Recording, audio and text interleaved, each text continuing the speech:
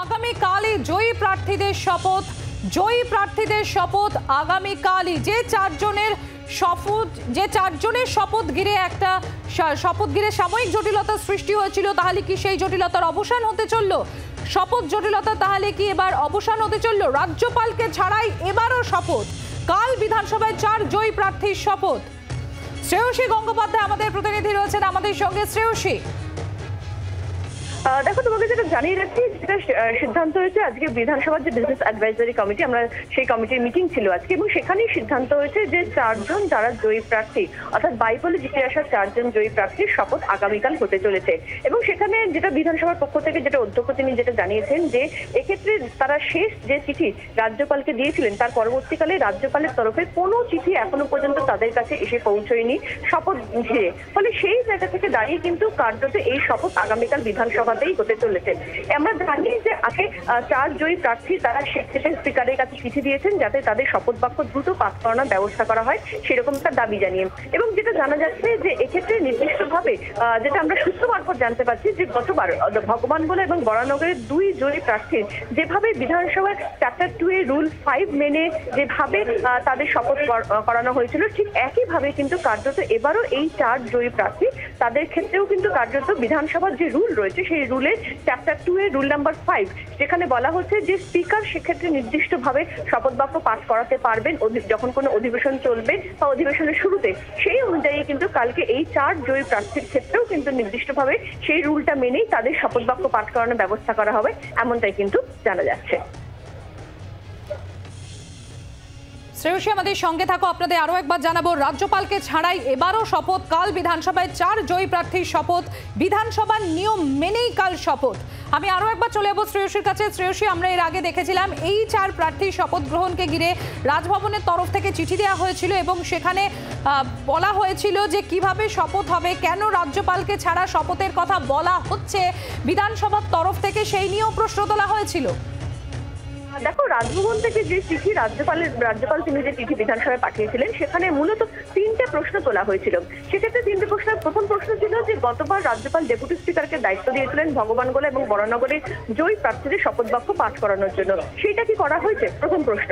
দ্বিতীয় প্রশ্ন হচ্ছে রাজ্যপাল বিভিন্ন সংবাদ মাধ্যমে জানতে পেরেছেন যে এই 2 জয়ী প্রার্থীর ক্ষেত্রে স্পিকার তিনি শপথ বাক্য পাঠ করিয়েছিলেন, তাহলে সেটা কি সত্যি? যদি সেটা সত্যি হয় কেন?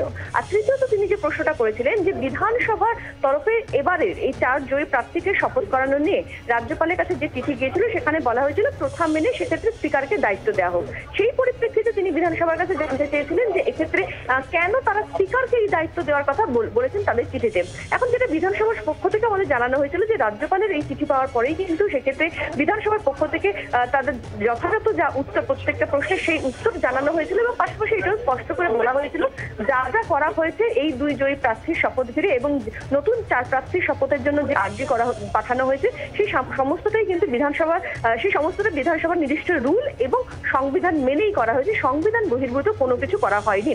কিন্তু কার্যত তারপরেও কিন্তু এখনো পর্যন্ত সেই উত্তর দেওয়ার পরেও বিধানসভার কাছে এখনো পর্যন্ত রাজভবন থেকে নির্দিষ্ট কোনো চিঠি বা কোনো এই সংক্রান্ত কোনো নির্দেশ এখনো এসে পৌঁছয়নি। সেই পরিপ্রেক্ষিতেই কিন্তু কার্যত যেটা দেখা যাচ্ছে আজকে বিধানসভার বিজনেস অ্যাডভাইজারি যে কমিটি, সেই কমিটির যে মিটিং ছিল সেখানেই কিন্তু এই সিদ্ধান্ত হয়েছে যে আগামীকাল এই 4 জয়ী যে প্রার্থী রয়েছে তাদের শপথ আগামীকাল বিধানসভাতেই হবে। এবং যেটা সূত্র মারফত আমরা জানতে পারছি গতবারের মতন এবারও কিন্তু নির্দিষ্টভাবে রুল, বিধানসভার যে রুল সেই রুল মেনেই সেক্ষেত্রে শপথ বাক্য পাঠ করাবেন স্পিকার। শ্রেয়সী, তুমি আমাদের সঙ্গে থাকো। বিধানসভার অধ্যক্ষ তিনি কি বলছেন শোনাবো আপনাদের। অধিবেশন চললে পরে সিএম এর আসার প্রেরোগেটিভ, তিনি যখন তখন আসতে পারেন, আসতেও আসতে পারেন, কালকে আসতেও পারেন, না আসতে পারেন, এটা বলতে পারবো একটা দায়িত্ব। স্যার, কালকে যে শপথ সেটাকে বিধানসভার রুল মেনেই হবে? হ্যাঁ, বিধানসভার রুল কনস্টিটিউশন সবই আমি কালকে ওখানে আমি বলে দেবো বলার। বিধানসভার অধ্যক্ষ বিমান বন্দ্যোপাধ্যায় তিনিও বললেন যে আগামীকাল যে শপথ হতে চলেছে বিধানসভার যে নিয়ম সেই নিয়ম মেনে এই শপথ হতে চলেছে। শ্রেয়সী গঙ্গোপাধ্যায় আমাদের প্রতিনিধি রয়েছেন আমাদের সঙ্গে। শ্রেয়সী, আমরা যেটা শুনলাম যে তোমার যে প্রশ্ন ছিল অধ্যক্ষের কাছে যে আগামীকালের এই যে শপথ তাহলে এটা কিভাবে হচ্ছে, তো তিনি বললেন যে এটা বিধানসভার যে রুল সেই রুল মেনেই হচ্ছে। তাহলে কি এটা আমরা আপাতত বলতে পারি যে এই শপথ জটিলতাটা পুরোপুরি কেটে গেল? কার্যত বলা যেতে পারে যে শপথ বাধ্যতা একদিক থেকে কাটলো, কারণ 4 জন জয়ী প্রার্থী তারা শপথ নিতে পারবেন এবং কার্যত শপথ নেওয়ার পরে তারা বিধায়ক হিসেবে কিন্তু যে এলাকায় যে বিভিন্ন ফর্মে সই ইত্যাদি সেগুলো কিন্তু তারা করতে পারবেন। এখন এই গতবার যখন এটা হয়েছিল, যখন এক্ষেত্রে 2 জয়ী প্রার্থী সেক্ষেত্রে শপথ বাক্য পাঠ করানো হয়েছিল, তখন কিন্তু যেটা দেখা গেছিল যে সেক্ষেত্রে তারপরে কিন্তু সেক্ষেত্রে রাজ্যপাল তিনি প্রশ্ন তুলেছিলেন যে এক্ষেত্রে এই শপথ বাক্য যেটা পাঠ করানো হয়েছে ভগবানগোলা এবং বরানগরের ক্ষেত্রে সেই শপথ বাক্য পাঠের বিষয়টা একদম সংবিধান বহির্ভূত এবং সেটা নিয়ে তিনি রাষ্ট্রপতির কাছে চিঠিও লিখেছিলেন। ফলে স্পষ্টত হয়েছিল যে গতবার যে দুজনের শপথ বাক্য পাঠ হয়েছিল সেই শপথ বাক্য পাঠের বিষয়টাকে কিন্তু রাজ্যপাল তিনি স্বীকৃতি দেননি। ফলে সেই জায়গা থেকে দাঁড়িয়ে রাজভবন থেকে জানানো হয়েছিল গোটা বিষয়টা নিয়ে রাষ্ট্রপতির কাছে তারা চিঠি লিখেছেন। এখন এক্ষেত্রে এবার এই 2 জয়ী প্রার্থীর শপথ বাক্য পাঠ করানো হলে সেক্ষেত্রে তারা বিধানসভার খাতায় কলমে তারা বিধায়ক হিসেবে তারা সই করবেন, বিধানসভার যে অধিবেশন শুরু হচ্ছে সেখানেও তারা অংশগ্রহণ করতে পারবেন। কিন্তু এক্ষেত্রে রাজভবন সেই বিষয়টাকে কিভাবে নেবে সেটাও কিন্তু থাকছে প্রশ্নের বিষয়।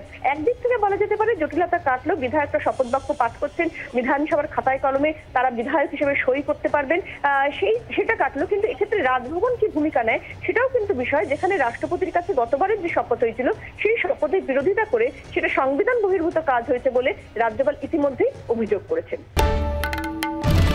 বাংলার আওয়াজ, বাঙালির আবেগ, জি 24 ঘন্টা।